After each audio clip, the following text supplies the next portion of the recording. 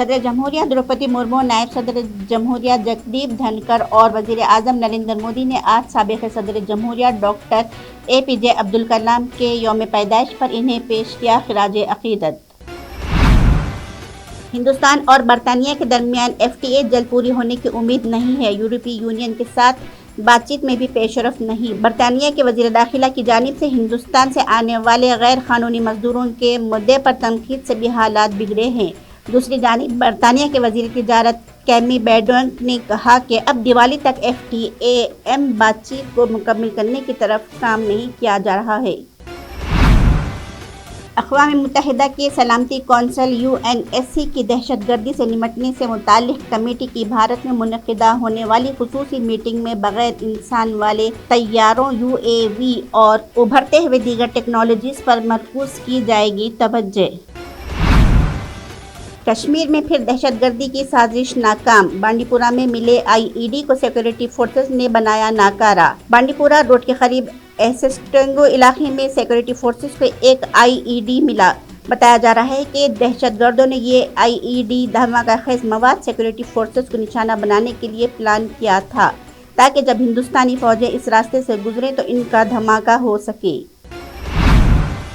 जम्मू व कश्मीर में एक बार फिर दहशतगर्दों ने कश्मीरी पंडित बरादरी के एक शख्स को निशाना बनाया और शोपियान जिले के चौधरी गंज इलाके में इस पर गोली चलाई। इस शख्स को अस्पताल दाखिल कराया गया, जहां इसकी मौत हो गई। सुप्रीम कोर्ट ने जुमा को वेब सीरीज XXX में काबिल एतराज़ मवाद को लेकर प्रोड्यूसर एकता कपूर की फिटकार लगाते हुए कहा कि ये वो मुल्क की नौजवान नस्ल के जहनों को ख़राब कर रही है।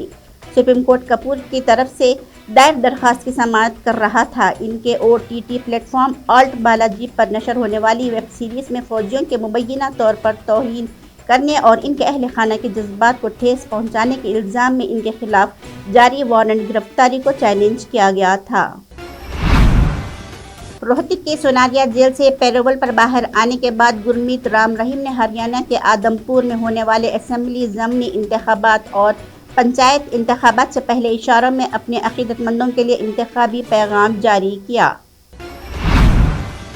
ICC T20 वर्ल्ड कप 2022 की शुरुआत 16 अक्टूबर से होने वाली है, जिसका फाइनल मुकाबला 13 नवंबर को तारीखी मेलबोर्न क्रिकेट ग्राउंड में खेला जाएगा। 29 दिनों तक चलने वाली इस टूर्नामेंट में 16 टीमें मजमूई तौर पर 45 मैचेस खेलेंगे। ये सभी मुकाबले ऑस्ट्रेलिया के साथ अलग अलग वेन्यू पर होंगे। टीम इंडिया अपनी मुहिम की शुरुआत 23 अक्टूबर को पाकिस्तान के खिलाफ करेगी। पाटिल ने कल काहिरा मिस्र में जारी ISSF वर्ल्ड चैंपियनशिप में मर्दों के 10 मीटर एयर राइफल मुकाबले में तलाई तमगा जीता। इसने इटली के डेनिलो डेनिस सोलाज़ो को 15-17 से शिकस्त दी। इस जीत के साथ ही उन्होंने 2024 के पेरिस ओलंपिक्स में भी मुल्क के लिए जगह पक्की कर ली है।